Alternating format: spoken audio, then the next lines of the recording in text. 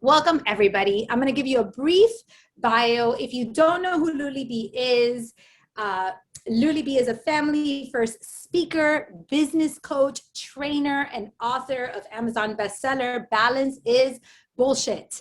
A believer that everyone was born with a responsibility to share their gifts with this world. She empowers women and business owners to unwrap their gifts so they experience joy at work and at home.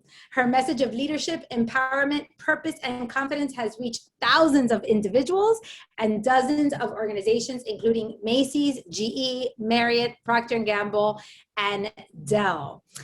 Luly is a pretty awesome badass, but I don't know her just as a speaker and a coach and a mentor and all the wonderful things that she is. I also know her as just a girl I went to high school with, which is kind of cool. I went to high school at the same high school as Luly. She was older than me by a year, and she was best friends with my cousin. And after, we would hang out. She was always the life of the party. She was so much fun. And then I went away to college, and that was it. I didn't see her again until I was at an event with my dad. And Luly, I don't know if you remember this event, but yeah, I was at an event with my dad. He was doing a motivational speech, and I remember he was having surgery the next day, and nobody knew about that. My dad had been battling cancer for a long time, and it was really important for me to be at that speech because I knew that the very next day he was going to be having surgery, and I didn't know what his future was going to look like. But nonetheless, I get to this event, and there she is in the first row, Luly in all her glory, hanging out with all her friends. And I tell her, I never see people that I know in that industry, in that world. I'm like, what are you doing here? She says, girl, this is what I do for a living. And she was at the top of her game. She was speaking. She'd left the corporate world. She was doing her own thing. She was shining and radiating. And I remember at that moment feeling like this twinge of, gosh, I'd love to be doing that work. And she is doing that work, but I was still practicing law, and it just didn't even seem like a possibility to me. And not long after that, my dad passed away. And when he did, Luly reached out to me and invited me to lunch. And we sat down, and I don't know if you remember this, but I sat with her at lunch, and I'm getting goosebumps as you say the story. Yeah, I'm a pretty strong person. But in that lunch, all I could do was cry. I would just cry. Every other word that would come out of my mouth, I would cry and cry and cry. I couldn't stop crying. And Luly just held space for me. She was so graceful, so kind, so generous with her support and guidance. And eventually, I ended up joining her Boost Mastermind. I did it for 2 years. We have worked together in panels. It was at her kitchen table that I wrote my book pretty much, and started this business and this new journey and this new path. And I owe a lot of my success and my progress to the work that I did with her. And now I get to have her and share her with you guys. And now we get to cry together. So Luly, thank you for being here. I am so pleased to share you with my community today. It's really an honor for me to have you here. Yeah, right back at you. It's pretty awesome to have a front row seat to what you've developed, what you've created, and just really watch you in all of your glory and all of your greatness. Just being able to have that front row seat is just a really cool place to be. So I'm thrilled to be here. Thank you. So I did something a little bit naughty. Luly, she talks about business, about networking, about sales. She's a freaking badass. If you haven't been in her Boost Mastermind, you got to join. Like she's an amazing person. She works with entrepreneurs. That is her secret sauce. That's where she's good at. So of course, I asked her if I could interview her about nothing of what she does. And I said, I want to do something completely different. I want to interview you about the woman behind the business, the networking, the sales, the masterminds, the boost, the spark. I want you to share your deeper story. And I know that that might be something that's a little bit hard for you to do. So I honor you, and I'm so thankful that you agreed to do that. And this is the reason that I wanted to do that.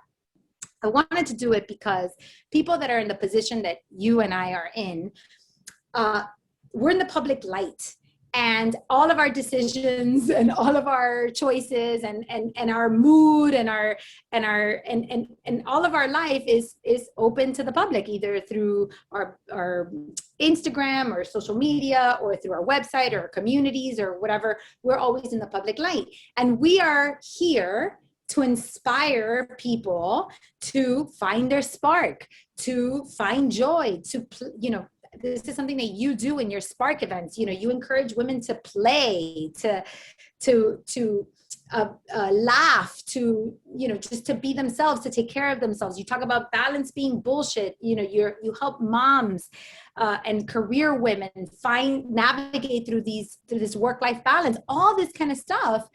And doing that in the public light, and then getting hit by like a by a truck, and having to deal with that has to have been really hard for you. Yeah. And you did it.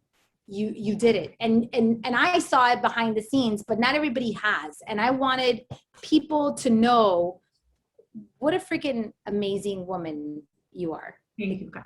How amazing you are. So that's what I want to talk about today. And this is, you girls are not, I see a lot of you on here, but you're not showing your screens. Let me tell you a little bit how I work. This is meant to be for you. So if you want to show your screens, you want to show your faces, we want to see you. If you have any questions, if you want to ask Luly about something, we are going to let this conversation go wherever it is meant to go. Please feel free to put it on the chat.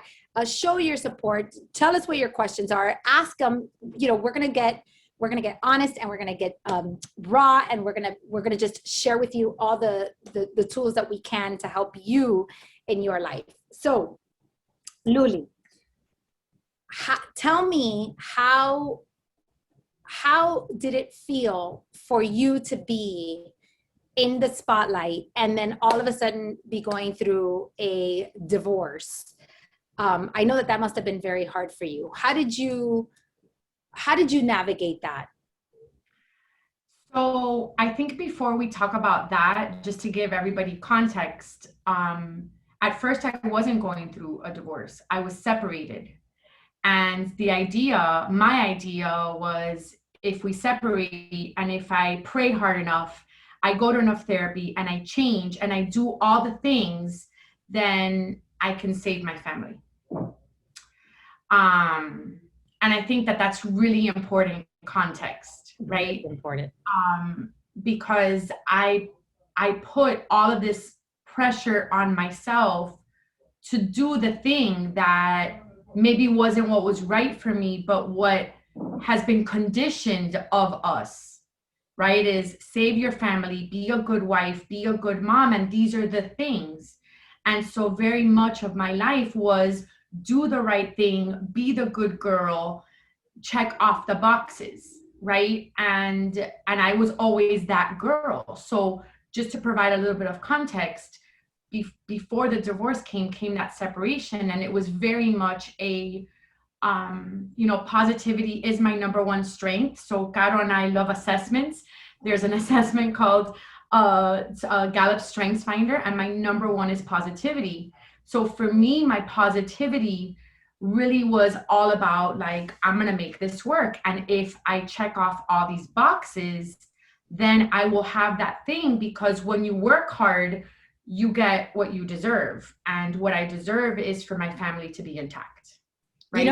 And even before that, if we're really putting things in context, when you started this business, you were happily married, or you thought you were happily married and had the family that you wanted, and you were doing this business and you were living that life that you were trying to find that perfect workaround to have the perfect family life and the perfect career and all of the perfect stuff, being the good girl? And actually, it was the opposite. I embraced not being perfect, and that is what made me so relatable. In fact, that was the reason why Procter and Gamble and Macy's and Dell and Microsoft were attracted to me, because I was okay getting on a stage, sharing the things that most people, this was 10 years ago, most people weren't sharing. Nowadays, thankfully, more and more people are sharing courageously and vulnerably. But 10 years ago, and I know that you know that, Caro, that wasn't the norm.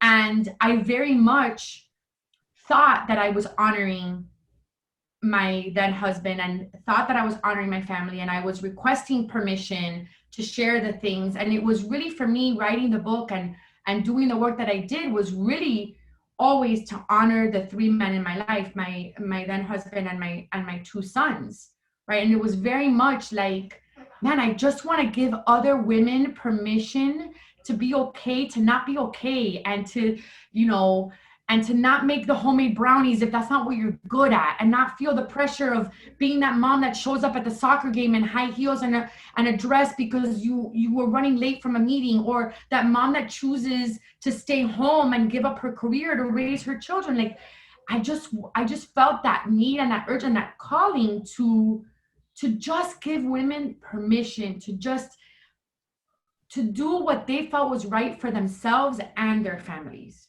right? So that was really the work that I was doing.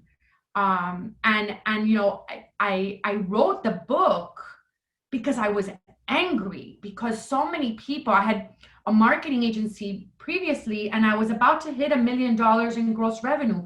I had a team of 5. I had incredible clients, the South Beach Wine and Food Festival, Greater Miami Convention and Visitors Bureau, Kai's Realtors. I mean, you name it, we had them as clients, and they were literally falling on my lap. Like, these were crazy, amazing clients that were hard to get, and they were so easy for us. And realizing there at that time when I had the agency that I was being called for more. And I remember having the conversation about, I want more. I couldn't verbalize what more meant. I unfortunately used the word more, right? And what I realize now, looking in retrospect, I wanted alignment. I was looking for alignment because I wasn't aligned. I realized my calling is not to be the president of a marketing agency. It's something else. And the longer I stay with this, because a lot of my advisors told me, like, stay with the marketing agency another year and then you could sell it and you could make $1 million, or you could make $500,000, or like, I was no longer interested in that because I realized that the business was running me. I wasn't running my business. So I write this book. It becomes an Amazon bestseller, right? Again, this is back in 2013. I start getting calls from these corporations. I start traveling, but all with my family as my number one, always focused on being there for my family, but also doing what I loved. So hopefully we give enough context, right? And so, and I got goosebumps, by the way. So I think we're on the right conversation because I have goosebumps. Yeah, we pay attention to those. So 3 weeks before my 40th birthday, he leaves. And I really believed that, like, wholeheartedly, that if I worked hard enough, if I prayed hard enough, if I did all the things, that I would save my family. And 3 months later, I discovered the very thing that I just thought unfathomable, and something that he would have never been capable of doing, because he's a good man with morals and values, and had chosen to have it. I was the one that discovered it. I met her for a very juicy telenovela, but that's not what we're here about. I only share that again for the context of, I built this life and I was checking all the boxes and I was doing all the right things. How could this happen to me? I did all the right things. And now, only 3 years later, I can see what Tony Robbins always says, right? Life happens for you, not to you. But we're not here to talk about that. We're here to talk about the messy and the ugly and the right, like Well, the dark, I think we're here right? to talk about both. I think we're here Yeah. to talk about both because I think that's what a powerful statement for all of us, right? We spend so much time. Women do this so much. I say this all the time. Women never stop being students. Like we always want the A. You know, we never stop trying to be the A student when, you know, and that can be a difficult thing because you want to do all the right things. You want to.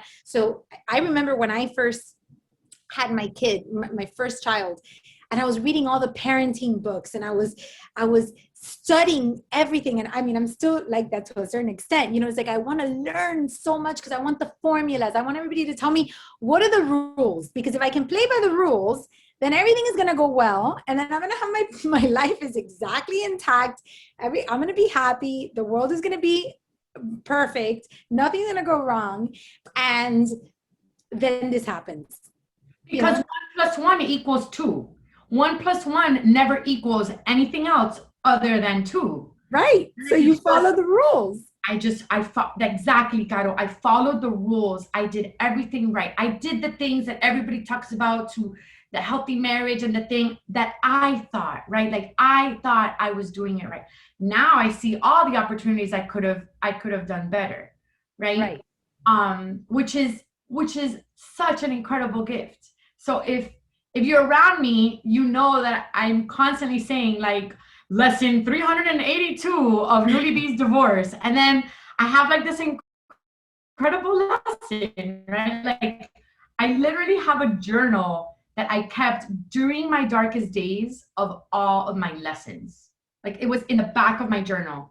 I just folded a page and I titled it lessons, and I literally just started writing like one sentence, a phrase, a word, a paragraph of all of the things that were coming my way. And it's very. I remember. Yeah. I remember the night before your Spark event. Do you want to talk about the night before your Spark event? You want to talk about the night before which Spark event, or do you want to talk about the night before the Procter & Gamble talk? Well, but we can talk about that one too. But the night before the Spark event, in my opinion, was an incredible moment for you because you'd been working on this Spark event. And for those of you that have never, and if you have been to the Spark event, I'd love for you to put it on the chat so that we know if we have any sparklers here. But if you have not been to Luly B's Spark event, she has an event, which is a women's event, a one-day event. And I remember her very first event. I think I spoke at your first one. That was the night before. You had like a breakdown before that event. So that was actually the second one. That was okay. Now we got a sparkler. Okay, it was the second one. You had a moment where you were just like you were just not doing well, and your sister came. Yeah. Do you want to talk about that? Yeah, of course. So I had discovered this truth in February, and my event is in May. And there's a lot of back and forth. Again, this idea that if I just work hard enough and if I just do all the things, that 1 + 1 is going to equal 2, because 1 + 1 always equals 2. And very much caught up in saving my family. And a couple of days before the event, there were a lot of things happening, a lot of really just a lot of experiences that were very, very difficult and very heavy. And the day before the event, I had to have a conversation with him about something because we were already in mediation. We were proceeding with our divorce. And I don't even remember what it was. I think it was that conversation and just that overwhelm of, I'm about to get on a stage and inspire 300 women when I don't feel inspired. And I'm a fake. And if people only knew who I really was,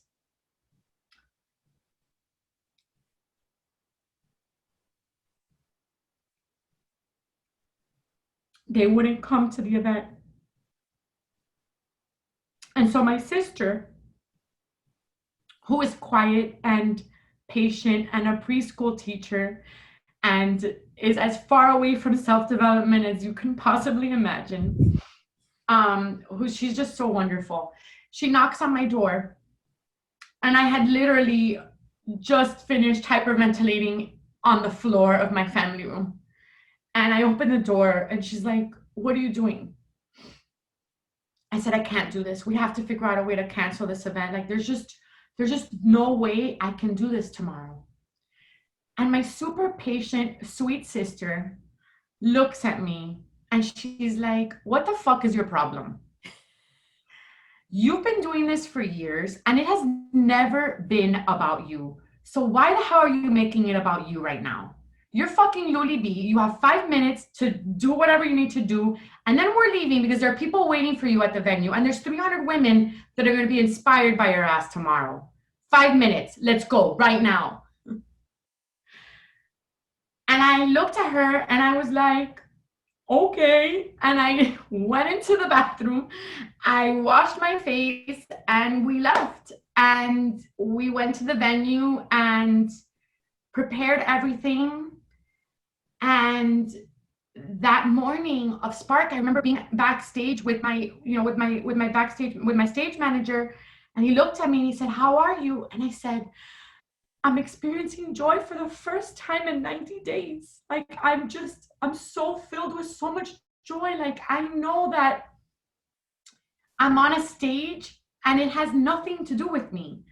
As much as I have a couture dress and I do hair and makeup and the lights and the microphone, which is awesome thing, super exciting to me. I would be lying if I told you that it's me." And what was so beautiful was that my sister reminded me of that. Like it's these people that we have in our lives that get to remind us. Like she's like, "You never made it about you. So why are you making it about you right now?" And it was definitely a really beautiful moment. So something that I think about, and the irony of that is, so you're hosting an event that's called Spark. And that was the reason that I wanted to title this talk, Find Your Spark in the Dark. You're hosting an event that's literally called Spark, and you are literally sitting in the dark, and you have to pull yourself out of it. And you don't have the strength to do it at that moment, right? Because you're human and you are hurt and you're in pain. And it takes two things. It takes, this is what I'm hearing, and you correct me if I'm wrong. It takes somebody to love you enough to be tough on you, right? And tell you, get up and do what you got to do. And it takes service, turning around and putting your pain to work. That's right. And that's what I'm hearing. And I'm like, oh my God, if we could learn anything from this call, we could end it right now and say, if we learn anything, is that when we are in pain, we need somebody to be honest with us that will push us and hold space when they need to, but also be tough when they need to. And we need to be of service. Our friend Betsy Guerra, I see that she's on here. Betsy played an incredible role in my life during that time, and she reminded me that. And she would tell me, when you're tired, when you're exhausted, continue to be of service. And I mean, and at that time, right, at that day, it wasn't out. People did not know. My children didn't know. They just thought their parents were separated. We weren't sharing this information. I still, I asked Caro before we started, is this going on Instagram Live? Like, where is this information going? So I'm more open with you all right now, knowing the community that this is serving. I don't share all these details publicly. I mean, this is public, but it's not public. Not as public. I'm sorry, it's not as public, right? Because I want to honor my ex-husband, and I want to honor my sons. And so when the information did get out of what was happening in my life, women who were going through divorce were reaching out to me. And I was in the middle of my own darkness, and I was serving women that were going through divorce. And there were two women in my life at the time that had just found out that their husbands were also unfaithful. And they wanted to know, like, what were the signs and what did you do and what did you say? And I remember just telling them, like, my journey is not your journey. And I can share with you all those details, but those details don't matter. Like, let's focus on the things that you can control. And let me share with you the things that helped me. And let me give you those resources and those connections and those things. And let me hold space for you and call me when you're crying. And if you want me to go up at your house at 2 a.m, like, I know that feeling. I know that feeling that you feel like there's a 300-pound gorilla on your chest. I know that feeling. I know what it's like to wake up at 3 a.m, gasping for air, whether or not you've gone through exactly what I've gone through. The majority of us know that feeling. We know that pain. And so, being inspired and allowing myself to be inspired through service. And I always say it was my clients who really inspired me to get out of bed. It was my work that got me to continue to work through the pain and the grief. That's beautiful. And it's interesting that you mentioned Betsy, because and for those of you that don't know, Betsy has a program called Hurt to Hope, and she lost her daughter, or she is the chosen mother of an angel that went to heaven when she was just 2 years and 9 months. And it's easy when you're going through something like a divorce, or like you lost your father, and I lost my father, and those things are very painful. And then you think about somebody like Betsy, and you think, well, I don't deserve to be in this much pain because it's not as bad as what Betsy went through. Right. This is not as bad. Right. And Betsy has done a really amazing job at teaching us that pain is pain, that it doesn't matter if you're divorced, because sometimes people tend to do one of two things. Either they compare their pain and say, my pain is not as bad as hers, and therefore I don't deserve to feel the way I feel. Or, of course, they don't understand me. Their pain is not as bad as mine. They can't hold space for me, or they can't help me through this because they don't know how hard this is. And in reality, both, pain is pain. We get to. And I remember having conversations with Betsy where she would describe what I was feeling. I would say, I have this thing, and she's like, it's in your chest, right? And you feel like you can't breathe, and you feel like there's a truck on your chest. I'm like, yes. She's like, I know that pain. I know that feeling. Right? Like, she could describe, she's never experienced divorce or infidelity, but she described my pain. Yeah. And I've never experienced losing a child, yet I described her pain. Right. And it was in that, like you said, like the realizing that we're not here to compare, and also that all those experiences, we get to choose what we're going to do with them. Right? We get to choose how that's going to serve us and how we're going to get to be a better version of ourselves. But for me, I think the hardest part was sitting in the dark, was the allowing myself to lay on that bathroom floor for 3 hours sobbing, was to tell people I can't get to your event. I mean, I had one of my dearest clients turned friend was launching this program. I was going to MC her event, and the day before, which I would have never, I was like, I can't, like, I just don't have the energy. I'm not going to be my 100%. And doing that killed me. It was so hard for me. So also discerning, like, where can I show up, and where do I also need to sit in the dark? Where do I get to sit with my pain? Where do I give myself that space? And for me, it was very uncomfortable because I'm a glass half full kind of girl. I can find the rainbow in any storm. Like, I am, one of my clients calls me the queen of perspective. I can go there very quickly. And so for me, my lesson was allowing myself to be angry, and allowing myself to be sad, and allowing myself to experience rage, and the things that I didn't want to feel. Because for a very long time, I went straight into perspective.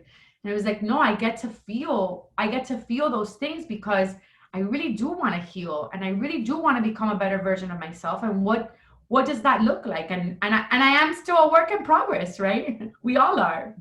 Well, and something that I admired about you, and I say this to you all the time, you know, when I saw you in that event and I saw you shining, and I was like, this girl's kicking butt, you know, she's amazing. And I was like, wow. But what most impressed me was to see you in when you were in the dark. That's when I really developed even a greater admiration of you. And part of that was seeing how you were angry. You used the word rage, right? So you felt rage, you felt anger, you felt pain, you felt darkness. You were like, you had all the feelings.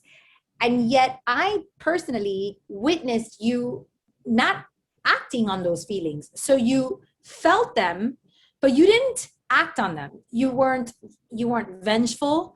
You didn't use your words or your public image or anything to hurt your ex-husband. On the contrary, you protected your ex-husband, you protected your children. And that's something that I'm really proud of you for. You know, it's something that I admire, and I think it's a good lesson. And I'd like you to talk about that. How were you able to discern and to separate that rage and that anger from feeling from action?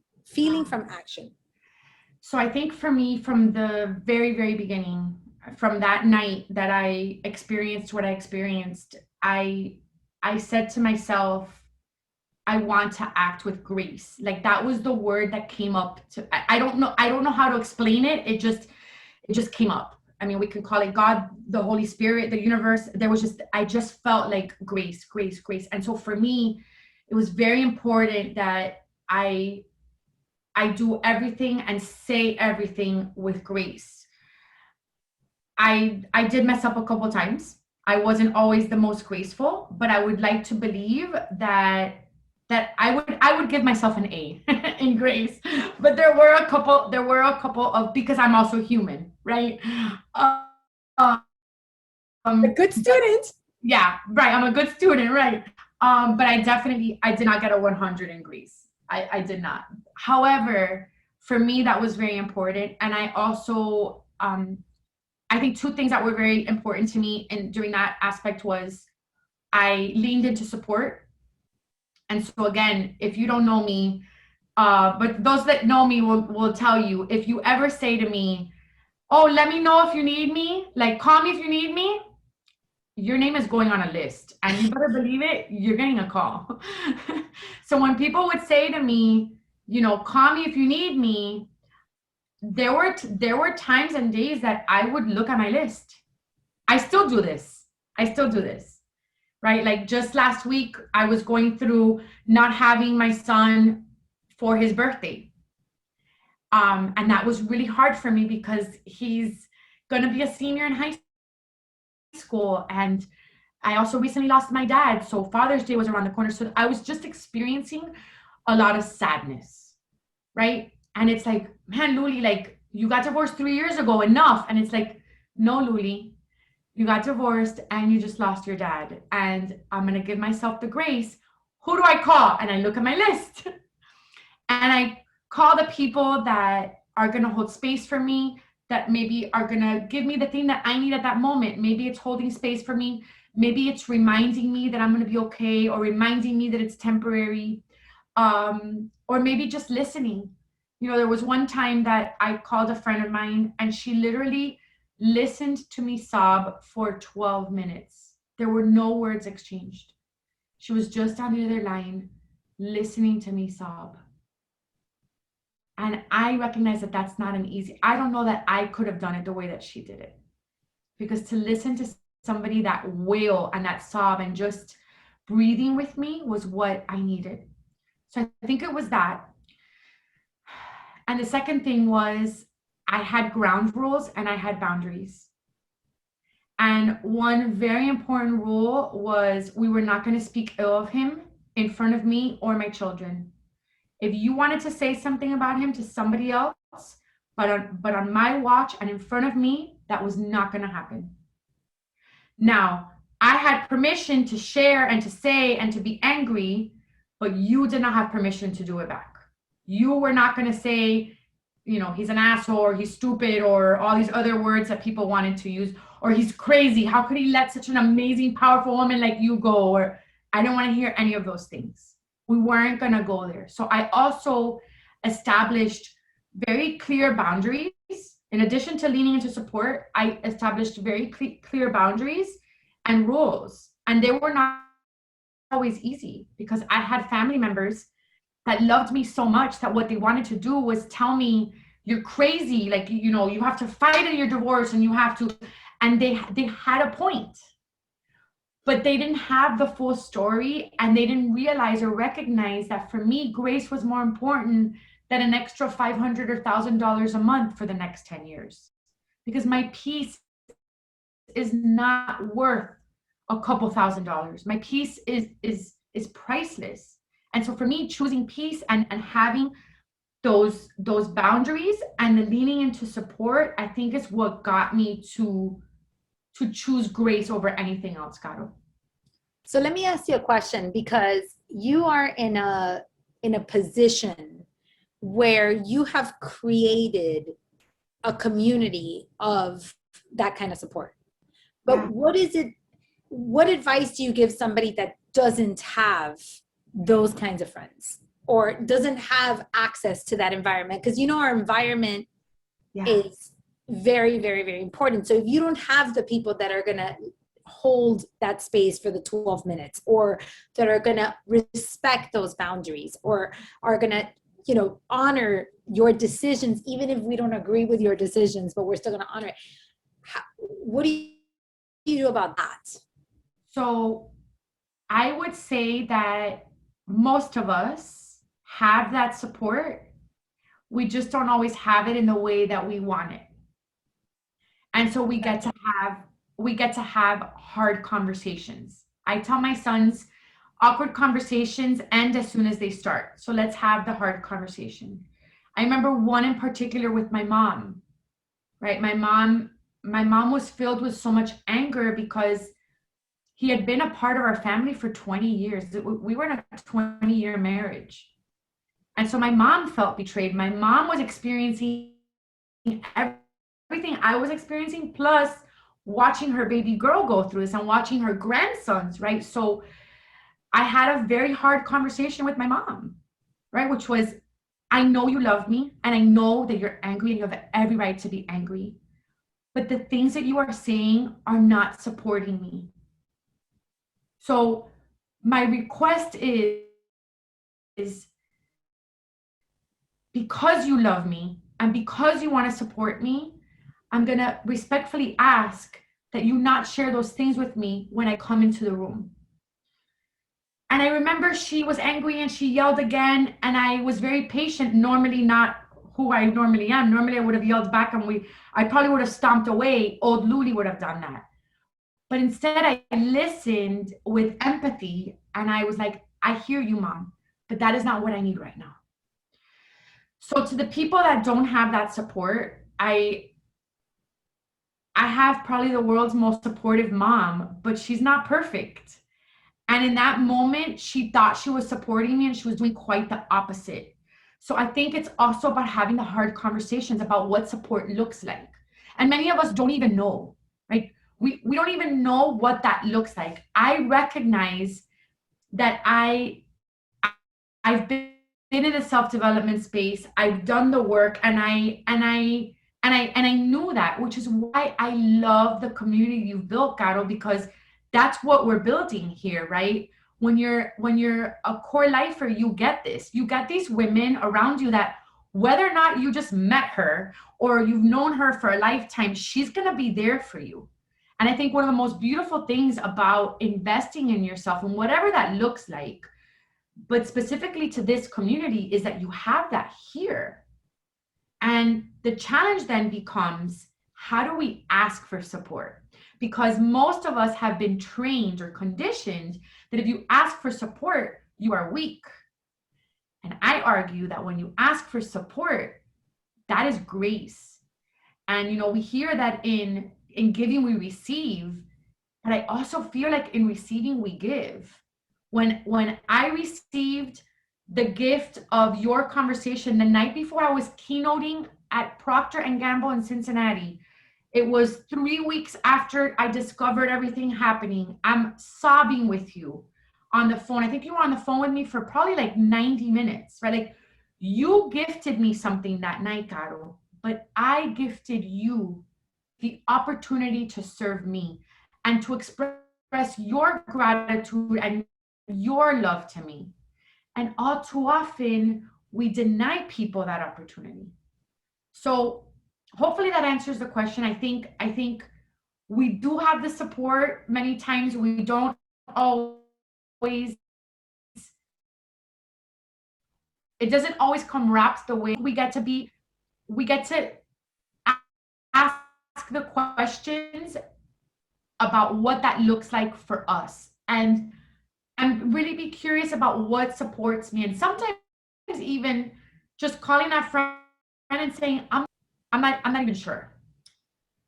I love so many things about what you said. And I think it goes back to being what we said about being the A student, right? Like, if you admit your vulnerability and how sad you are, it's like you're not the student right now. You're not the one that's on top of the game. That requires putting aside your ego. And for a person like you, Luly, who does coaching, who guides people, who provides inspiration, it's hard to be the one that is accepting support, in all the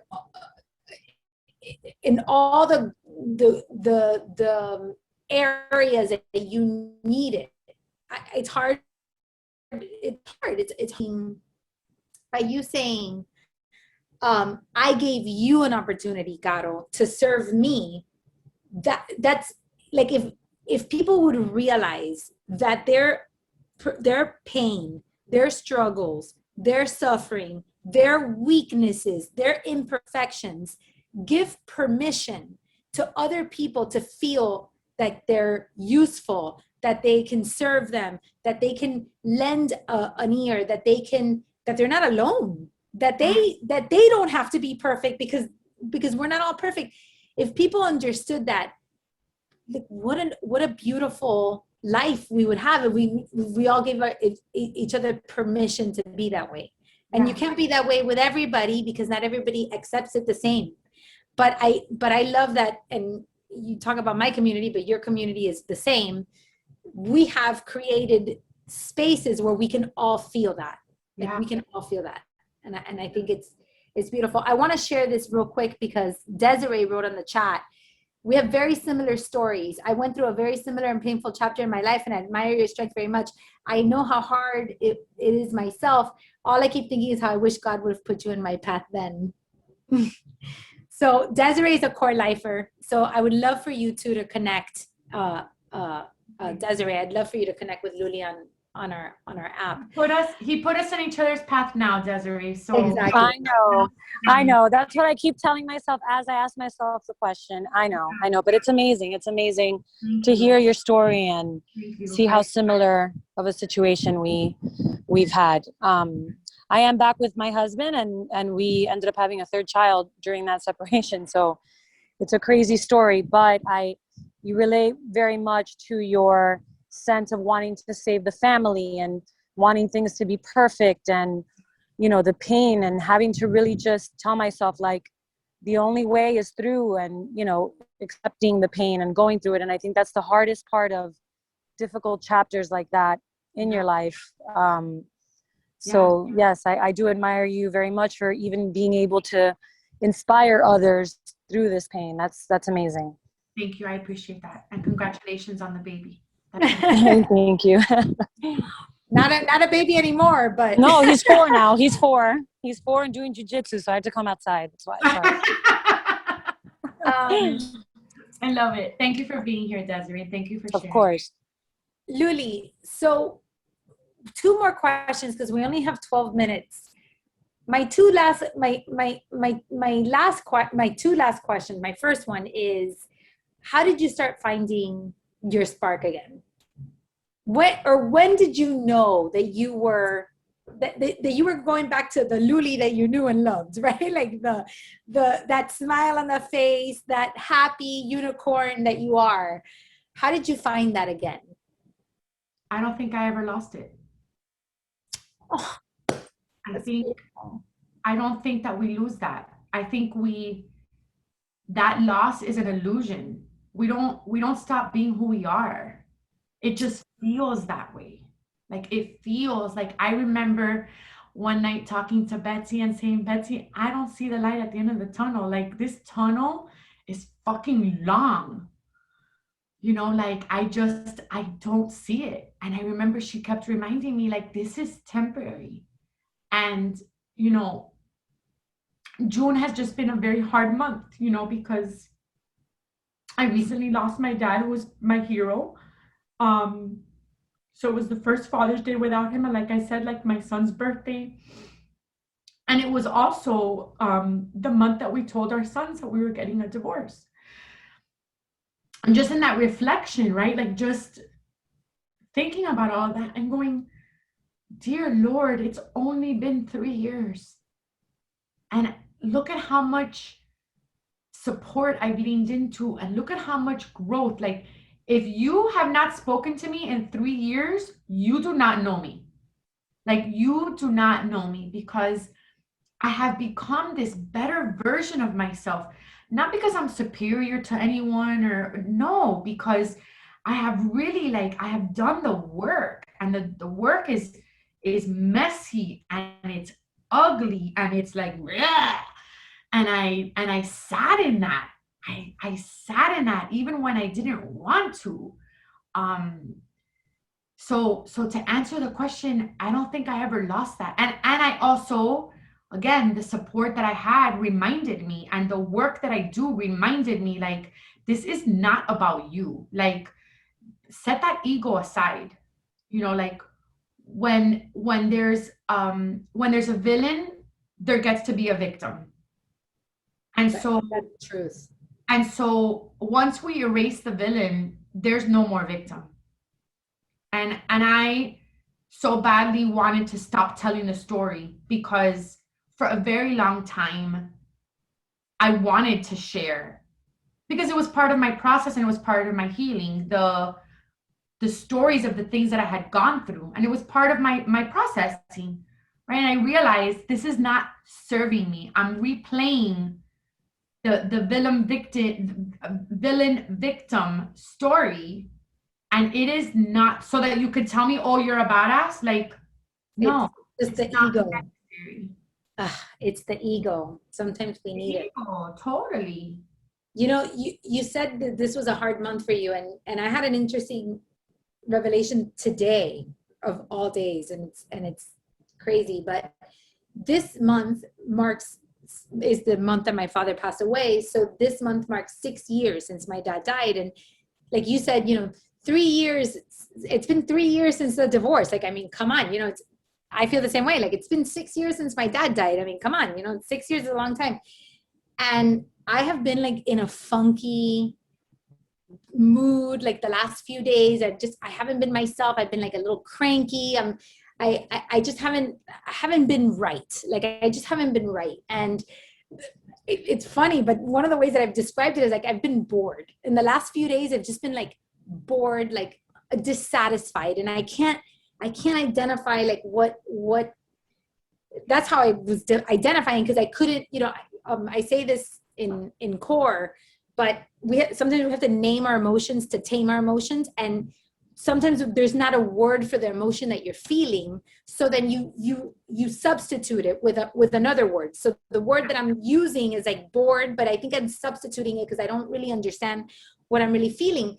And today I was talking to my business partner, my former law partner, and I was like, I'm just feeling this weird, like dissatisfied, bored. And I go, I think I figured it out.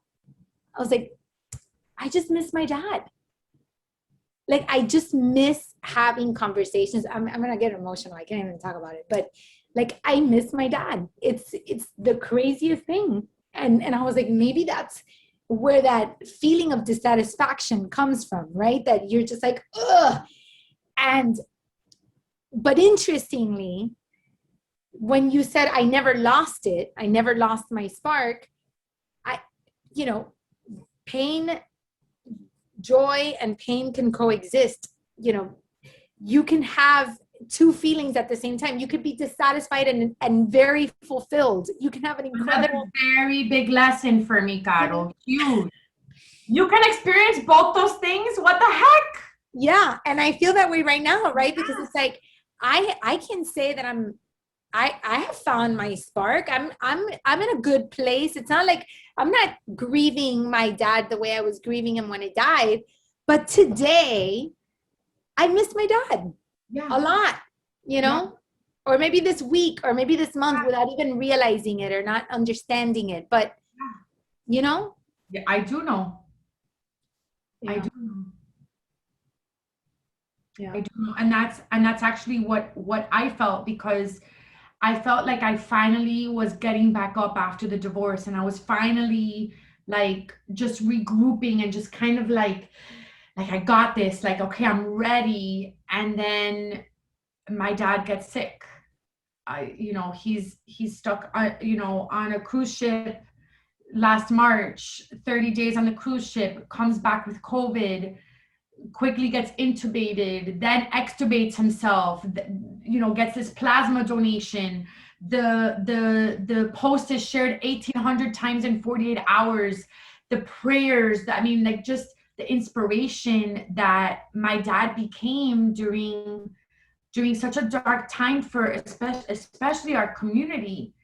And I'm really thinking that like this was it, like we had beat COVID, and we did, right? And all to then realize that God decided that he was going to give him to us for 10 bonus months, right? And we lost him on the 2nd of February.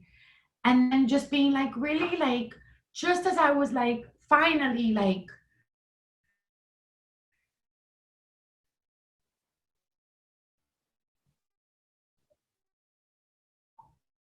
all the things, right? However we want to things, right? Now this, right? And I remember when we were experiencing everything that we were with Papi, I continuously had a lot of peace. And I remember my sister calling me, and she said, like, I'm so jealous of you. Like, where does that peace come from? I wish I could teach you, but my divorce prepared me for this. Like, all those dark moments that I experienced prepared me to surrender to what I call God, like to surrender to God's plan for me, to surrender to God's plan for my father and my family. So I do have a lot of peace. I'm sad, I'm angry, it's not fair, it's all those things, because I'm going to allow myself to feel those things. But there's a lot of peace, which is a really, really beautiful thing.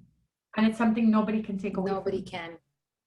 And it just goes, it goes with our R in core, which is resilience. And it's the idea that we tap into our resilience. You're in training for something bigger. And that concept of that divorce prepared you for this. What your sister is going through with your dad is preparing her for something else. And we are always in training, and our lessons come at different times and in different ways, and we have different journeys, but it's always building our resilience. The same business partner that I was talking to today, we went through like a rough time a few years ago, and there was just a lot of things that were going on. You know, his wife's brother got shot and killed, you know, in Venezuela. My father died. You know, there was just like we had a lot of pain in that time. And I remember him calling me and saying to me, you know, Caro, this is so hard. Like, this time is so hard. Like, we're going through so much, and we were going through it at the same time. It was like simultaneous, and like his pain was my pain, and my pain was his pain. You know, we were sharing this pain.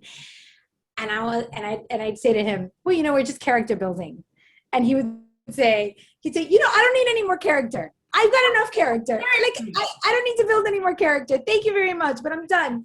And like, you know, we joke about it and we laugh about it. And I was recently, I was like talking to him, and I was like, just like that, we've been in a good wave. Like, just like that. We went through that, you know, time, and we went through that darkness, and we experienced it, and we had all that character building, and now we're okay again. And you never know when it's gonna hit again, right? Like, it's better for it, which is and it can smart. Like, you're better for it. Yeah, and it could happen, you know, it could happen again, but every time it happens, you're more prepared.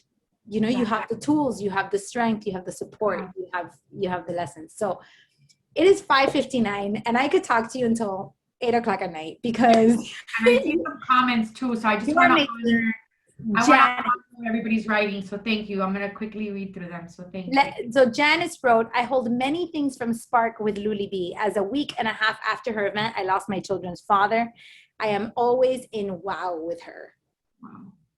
So that is beautiful. Janice is also a core lifer. So we are amongst very, very beautiful company. You sure are. I just want to say something real quick. I witnessed Luly going through this process, and it's true that she had grace and integrity. But I have to say that the thing that moved me the most is that she helped others heal their marriages and save their marriages while she was losing her own, which means that she was helping and serving from the wound, not the scar. And I always say, like I do this now from the scar, right? Like, and it's easier because I'm in a different place. But misery loves a little bit of company.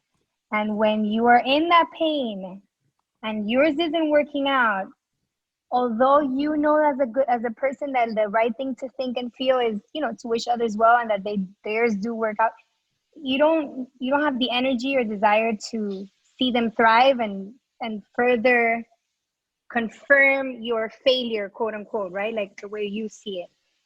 And she, to me, that's probably, like, I admire you deeply for so many things, but that to me was like the most amazing virtue, and just it was like it was just amazing, right? Because she sent me people that she was trying to help, right? So I know this firsthand. And Luly, I will admire you for many things always, but that is the one thing that I can never forget. And I think it's inspiring for other people that may be going through challenges to know that service really can never coexist with suffering. It can coexist with pain, but never with suffering, which is the dark, hopeless destination of pain. I always say that pain is the path, not the destination, but when it becomes a destination, then it's suffering. And they can't coexist. So the way you serve, the way you wish other people well, the way you tried to help other people when yours was failing, that I admire that so much. I had ugly, dark feelings inside. I was like, you know, I wanted everybody's kid to die. Mentira, oh my gosh, that was terrible. But, you know, like, I was envious of people who had kids and, you know, like they were sick, they were going through things because I was helping them through Poppy's Rainbow. But I was envious of them. I was like, yeah, he has cancer, but he's alive, right? Like, I remember having all those ugly feelings. So when I saw you do that in the middle of your wound, I was like, Oh my gosh, I have to be a better person like Luly. Yeah, Shut for up. real. And this is why we had to interview her about something. We had to have this conversation. And I was like, we're not going to talk about networking and we're not going to talk about sales, because I wanted people to see the Luly B that Betsy and I had the privilege of seeing behind the scenes. Not everybody gets to see that Luly B, and it's a pretty special, amazing person. Thank you. Pretty amazing human. Thank you very much. So thank you, Luly. Thank you for Janice is saying we should have done a 2-hour. Bena, does anybody have a question? If It's anybody funny- has a question, it's Betsy funny has now because- taken over the call.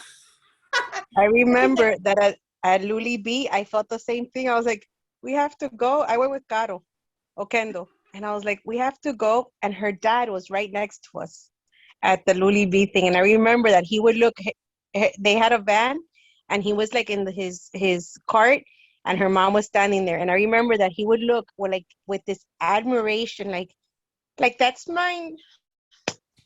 I'm going through a horrible week myself, but it was like, that's mine, that's my daughter. And she would talk about him, and he would just look at her like with this beautiful thing. It was gorgeous. Thank you. Sorry. No, don't be sorry.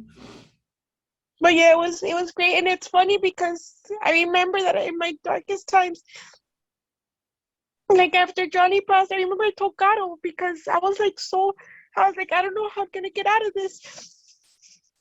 And like at the thing you said, like, I don't know, a whole bunch of times pivot. I was like, I have to turn this around. I have to.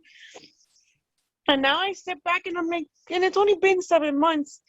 And it's like, damn, we've grown so much as a family. Yeah. So many blessings have happened, so I try to, even though I struggle with like his family isn't active in my kids, with my kids, and that hurts me to the core. I'm like, you know what? I can't allow that that's on them. That's not on me, And I even told Adrian, my oldest son, I was like, the fact that your grandmother's not around, I can't do anything about that.